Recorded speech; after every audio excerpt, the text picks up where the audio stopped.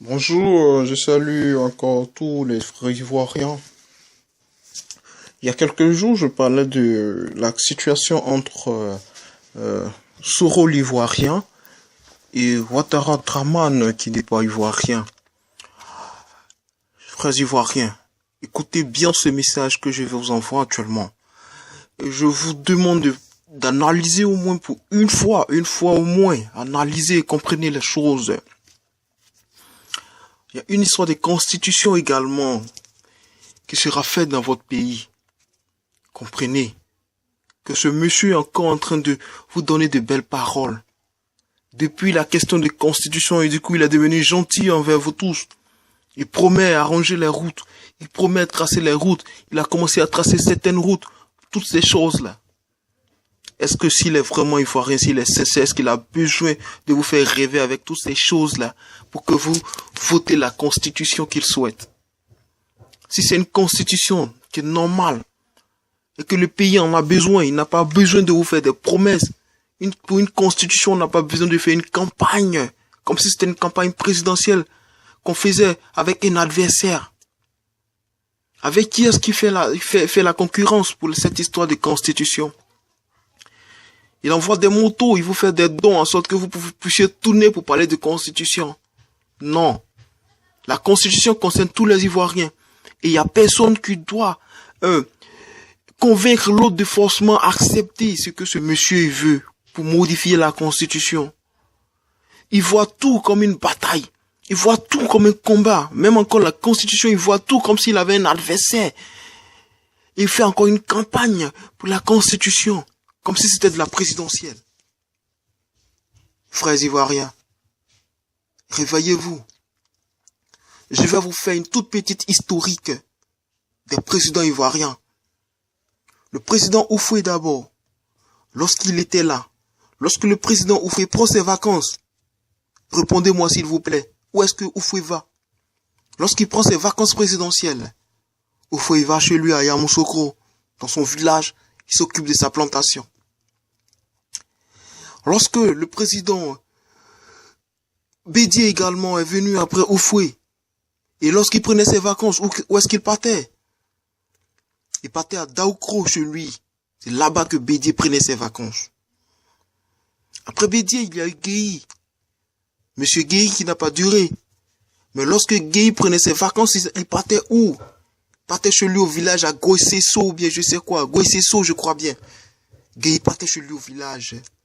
Il est arrivé Bédié. Plutôt, il est arrivé Gbagbo. Lorsque monsieur Gbagbo prenait ses vacances, où est-ce qu'il partait? Gbagbo partait également à Mama chez lui au village. Il est arrivé monsieur Ouattara. Lorsque Ouattara il arrive et qu'il prend ses vacances, où est-ce qu'il part? Est-ce qu'un Ivoirien peut me répondre là, s'il vous plaît? Vous tous qui le suivez, et même ces ministres là, est-ce que vous pouvez me répondre là, s'il vous plaît? Ce monsieur n'est pas ivoirien. Il a la nationalité, il n'est pas ivoirien. Il est un danger pour la Côte d'Ivoire. Et même si le pays est endetté, ce mec il s'en fiche. Il sort du pays, il reste aux États-Unis, il reste en France, il a les moyens de rester hors du pays. Il s'est fait des économies. S'il vous plaît, Ivoirien. Sachez que ce mec il n'est pas fait pour la Côte d'Ivoire. Il n'est pas fait pour l'Afrique. Je ne vais pas le traiter de Burkinabé parce que les Burkinabés sont gentils. Je ne vais pas le traiter de Moussi parce que les Moussi, j'en connais qui sont gentils. Je vais simplement le traiter d'étranger. Monsieur Draman Ouattara, faites attention à lui, à ce Draman Ouattara. Et je vais encore plus loin. Vous allez voir quelques-uns de ces ministres. Je prends l'exemple de Madame Kandia Camara. Lorsque Kandia Camara prendra ses vacances, où est-ce qu'elle ira? Est-ce que vous pouvez me répondre, s'il vous plaît? Où est-ce que Madame Kandia ira lorsqu'elle ira en vacances? Elle a déjà pris ses vacances là? Est-ce que vous pouvez me répondre? Parce que ça, j'ai besoin de le savoir. C'est pour vous interpeller que le pays est en danger. Faites attention lorsque vous suivez ce monsieur. Ne votez pas pour voter. Comprenez, il est en train de vous embobiner. Il compte envoyer Soro à la CPI. Plus jamais un Ivoirien doit aller à la CPI. Plus jamais un Ivoirien doit aller à la CPI à la place d'un étranger.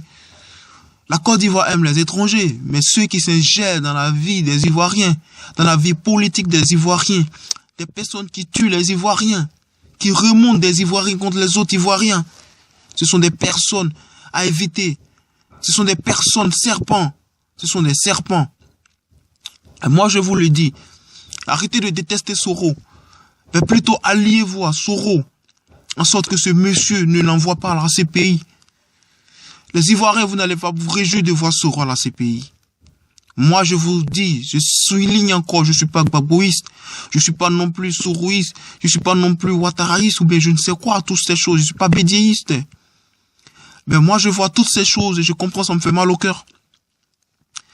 Je vois toutes ces choses, je comprends, ça me fait mal au cœur. Lorsque je vois des personnes qui s'allient à ce monsieur pour appauvrir la Côte d'Ivoire. Pour appauvrir la Côte d'Ivoire, je vais vous dire pourquoi est-ce que ce monsieur s'intéresse tant à tout ce qui est visible, tout ce qui est visuel. D'autant diront, oui, le mec, il a fait les routes. Le mec, il a fait ceci, il a fait cela. Je vais vous appeler à quelque chose. Un bon président, quelqu'un qui aime le pays, il ne fait pas seulement ce qui est visible, mais il fait aussi du bien de ce qu'on ne voit pas. Ouattara, il sait pourquoi il fait les routes. Il fait que les routes parce que ce sont des routes que tout le monde peut voir. Il s'occupe des infrastructures parce que ce sont des choses que tout le monde peut voir. Pour que tout le monde parle de lui. Est-ce que vous comprenez? Il ne fait pas les choses en sorte qu'on ne parle pas de lui. Il sait qu'il y a des choses qui sont bien que s'il fait, ça ne sera pas diffusé. Tout le monde ne verra pas, alors tout le monde ne parlera pas de lui.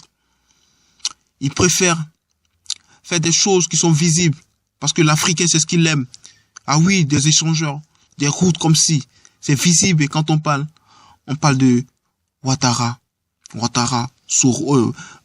Dramane Ouattara. Je vous le dis, il faut faire très attention. Et je continue pour vous parler également de cette histoire de Sénat, de vice-présidence. C'est vrai, d'autres diront que c'est bien. Et moi, j'avais accepté, je disais que c'est bien. Mais venant de Ouattara, c'est un véritable danger pour la Côte d'Ivoire. Je vais vous signifier pourquoi est-ce que je dis cette histoire de vice-présidence est un danger pour la Côte d'Ivoire. Il y a quelques années en arrière, Ouattara disait qu'il ferait seulement 2 mandats. Et son deuxième mandat finirait en 2020. Et qu'après son mandat, il passerait le pouvoir au PDCI. Oui, comme s'il était Dieu. Sachez bien pourquoi est-ce qu'en son mandat, il n'y a pas une histoire de vice-présidence pour le seconder. Et plutôt, maintenant, il est en train d'utiliser cette méthode pour les futurs présidents qui viendront. Et moi, je vous le dis. Si effectivement, il a l'intention de donner le pouvoir au PDCI, il fera en sorte que la vice-présidence revienne au RDR. Et qui parle de vice-président parle de celui qui remplace le président en cas d'incapacité de gérer le pays.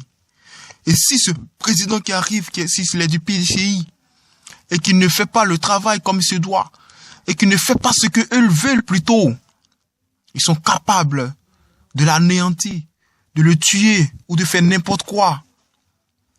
Et en conclusion, à qui est-ce que le pouvoir reviendrait pendant ce temps? Encore au RDR. Encore à M. Dramane Ouattara. Je dirais pas RDR, mais je dirais plutôt encore Dramane Ouattara. Voilà cette méthode de vice-président que vous n'avez pas encore compris. Il le sait bien. Sinon, s'il a le courage, il aurait dû créer cette histoire de vice-présidence. Pendant qu'il est encore là. Pendant qu'il faisait son premier mandat jusqu'à maintenant. Mais à son tour, non. Il préfère créer un vice-président pour les futurs qui vont venir. En l'occurrence, le PDCI. Ouattara Dramane est un danger pour la Côte d'Ivoire. Ouattara Dramane est un danger pour l'économie du pays. Demandez encore, je reviens sur ce sujet, à vos parents qui ont pris leur retraite. Vous verrez qu'il y a beaucoup de choses qui ont été supprimées. J'avais dit suspendues, mais c'est plutôt supprimé. Les Ivoiriens, vous êtes en train de souffrir, sans le savoir. Réveillez-vous. Réveillez-vous. Tendez la main à Soro. Ensemble, trouvez une solution. Pour enlever ce monsieur de la Côte d'Ivoire. Qu'il parte loin avec son épouse. Et que la Côte d'Ivoire revienne à la Côte d'Ivoire. Et que les Ivoiriens pensent leur plaie eux-mêmes. Pour une économie forte. Une réconciliation définitive. C'était mon intervention. Écoutez, analysez.